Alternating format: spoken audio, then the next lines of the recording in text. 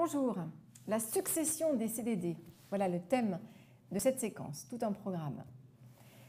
On va donc évoquer ensemble cette très délicate et difficile question de la succession des contrats à durée déterminée. Il y a des règles de calcul spécifiques, il y a des logiques juridiques qui ne sont vraiment pas évidentes. Et donc accrochez-vous, là encore, on est sur une séquence très technique. Bien sûr, on commence par notre fameux cas pratique, l'histoire de la sœur de Rosa. Donc Rosa a une sœur, Anna, qui a enchaîné, véridique, il faut le croire, mais véridique, elle a enchaîné 65 CDD depuis le 1er février 2012, date à laquelle elle est arrivée donc dans l'entreprise qui ensuite lui a proposé 65 contrats à la suite sur le même poste de travail pour une durée donc quasiment de 5 ans, enfin même plus que 5 ans. Certains CDD se suivaient directement les uns après les autres et d'autres étaient espacés de quelques jours, voire de quelques semaines. Et donc son dernier CDD n'a pas été renouvelé. Et donc Anna est désespérée, il y a eu des restrictions budgétaires dans l'entreprise et donc elle a fait partie, malheureusement, des salariés qui sont partis les premiers dans le cadre donc, de la fin de leur contrat. Donc que pensez-vous de cette situation et de la situation d'Anna ? Je vous rappelle le principe de base pour vous donner des billes pour expliquer sa situation à Anna. Donc, rappel du principe de base qui est prévu par le Code du travail, un contrat à durée déterminée, quel que soit son motif, ne peut avoir ni pour objet ni pour effet de pourvoir durablement un emploi lié à l'activité normale et permanente de l'entreprise. Déjà, ça vous donne des pistes au niveau de la réponse à donner ou plutôt des arguments à donner à Anna. Quelles sont les règles liées aux successions donc des contrats à durée déterminée? Voilà ce qu'on nous dit, c'est posé par le Code du travail. À l'expiration du CDD, si l'employeur souhaite recourir de nouveau à un autre CDD sur le même poste de travail et avec le même motif, il doit au préalable respecter un délai de carence. Alors, juste une précision au niveau du vocabulaire. Ne confondons pas la succession et le renouvellement dont on a traité sur une autre séquence. Le renouvellement, c'est le même contrat qui continue et on peut faire 2 renouvellements par contrat en principe, sauf accord de branche étendu qui dirait autre chose. Mais quand on parle de succession, on ne parle pas de renouvellement. Quand on parle de règles en matière de succession des CDD, ça concerne donc les conditions qui permettent à 2 contrats autonomes de se suivre. Autrement dit, si j'ai un premier contrat pour motif sur surcroît de travail qui a duré 3 mois, qui a été renouvelé 2 fois et qui au total a duré, mettons, 18 mois, si je veux faire un nouveau contrat à la suite de ce premier contrat, qui a duré 18 mois dans le cadre de 2 renouvellements, je serai sur la problématique effectivement de la succession des CDD et non pas du renouvellement. Dans le vocabulaire courant, on confond un peu les deux, mais il y a bien une définition très précise de l'un et de l'autre. Attention à ne pas confondre. Quelles sont les modalités de calcul de ce fameux délai de carence qui doit en principe séparer 2 CDD conclus sur le même poste avec le même objet?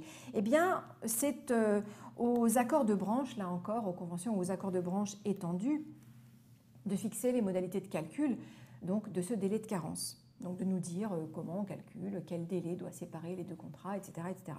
À défaut d'un accord de branche sur le sujet, on appliquera le calcul légal, c'est-à-dire le calcul qui est posé par le Code du travail, qui nous dit que pour un CDD inférieur, alors strictement inférieur à 14 jours, le délai de carence doit être la moitié du temps du contrat qui vient de se terminer.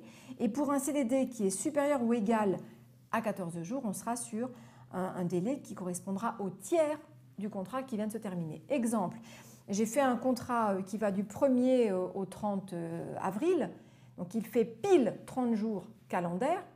Si je veux savoir quel délai de carence je dois respecter avant de pouvoir faire un autre CDD sur le même poste, eh bien je vais prendre ces 30 jours que je vais diviser par 3 puisque je suis sur un contrat supérieur à 14 jours, ça va me faire 10 jours de carence. Donc mon second contrat devra être espacé, donc en principe d'une durée de 10 jours. Attention, une fois que ce délai a été calculé, comme dans mon exemple, par exemple un délai de 10 jours, il est apprécié par rapport au jour d'ouverture de l'entreprise ou de l'établissement. Donc attention, au niveau du calcul du délai, on part sur une durée calendaire du contrat, donc tous les jours inclus dans le contrat, samedi, dimanche compris, même s'ils ne sont pas travaillés. Et pour apprécier la durée de ce délai de carence, et donc pour savoir à quelle date un nouveau contrat pourra commencer, on apprécie donc ce délai en jour d'ouverture. Donc ça veut dire que si mon contrat le 30 avril, il a terminé, mettons, un vendredi, et que dans l'entreprise, on ne travaille pas le samedi et le dimanche, eh bien, si j'ai calculé 10 jours de carence, mes 10 jours de carence ne concerneront que les jours, en principe, travaillés dans l'entreprise, c'est-à-dire les jours qui vont du lundi au vendredi. Ce qui veut dire que dans cet exemple, la carence durera exactement 2 semaines, puisque par semaine, je ne pourrai compter que 5 jours de carence. D'accord ? Donc on est sur un système de jours d'ouverture pour l'appréciation de ce délai. Ça, c'est bien sûr le délai de carence légal. Je vous engage bien sûr à vérifier ce que prévoient éventuellement vos accords de branche, le cas échéant, si elles ont commencé à négocier ou si elles ont négocié un calcul différent par rapport au délai de carence. Là encore, on est sur une nouveauté des ordonnances Macron, parce qu'auparavant, on ne pouvait pas négocier sur le sujet, c'était purement le droit du travail qui devait s'appliquer. Maintenant, effectivement, les branches ont cette marge de manœuvre et donc peuvent prévoir différentes modalités, dès lors que, et ça sera applicable dans les entreprises, dès lors, attention, que l'accord aura été étendu au préalable. Et bien sûr, les branches peuvent aussi prévoir les cas dans lesquels le délai de carence n'est pas applicable. À défaut de branches qui prévoiraient ces cas où le délai n'est pas applicable, voilà les cas pour lesquels le Code du travail nous dit qu'on n'a pas à appliquer le délai de carence entre 2 CDD. Lorsqu'il s'agit de remplacer un salarié absent, pour le motif travaux urgents liés à la sécurité, pour le motif emploi saisonnier ou bien les travaux d'usage constant, pour les motifs conclus dans le cadre de la politique de l'emploi, lorsque le salarié a rompu son contrat de façon anticipée, et enfin, lorsque le salarié lui-même a refusé le renouvellement de son contrat. Donc, dans ces différentes hypothèses, l'employeur n'a donc pas à respecter le délai de carence s'il souhaite embaucher un nouveau CDD, salarié en CDD, sur le même poste que celui qui avait fait l'objet d'un CDD précédemment. Quelles sont les sanctions prévues ? Eh bien, là encore, vous commencez à les connaître par cœur. Le non-respect du délai de carence et des règles de calcul de la succession des CDD peut entraîner une requalification en CDI, donc si on fait un contentieux prud'homal sur le sujet, ou alors, toujours les mêmes, les sanctions pénales, 3 750 €, 7 500 et la peine de prison, le cas échéant. Je rigole, mais bon, ça ne doit pas être drôle. Mais enfin, il n'y en a pas beaucoup quand même, des peines de prison pour des cas comme celui-là. Donc voilà les sanctions civiles et pénales pour le non-respect du délai de carence. Revenons donc rapidement au cas évoqué par Rosa et sa sœur Anna, qui a eu donc 65 CDD, alors les uns successifs, les autres qui étaient espacés par un certain délai. Qu'est-ce qu'on peut conseiller donc à la sœur d'Anna? Qu'est-ce qu'on peut dire tout simplement à la sœur d'Anna par rapport à la sœur d'Anna? Non, à la sœur de Rosa, donc à Anna directement par rapport à son cas.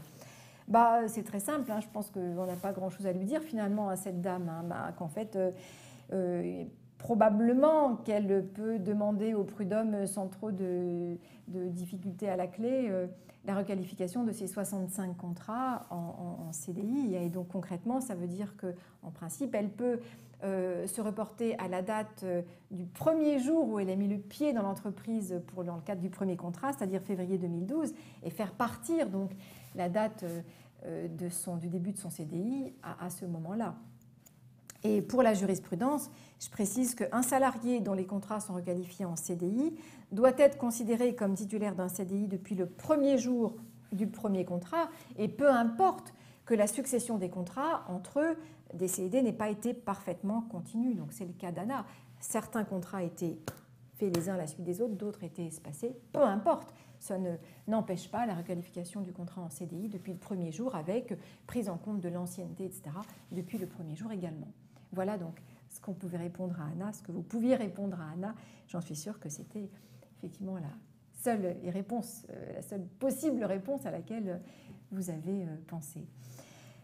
Voilà donc sur cette séquence relative aux successions des contrats, et donc on se dépêche très très vite pour la suite des aventures des CDD.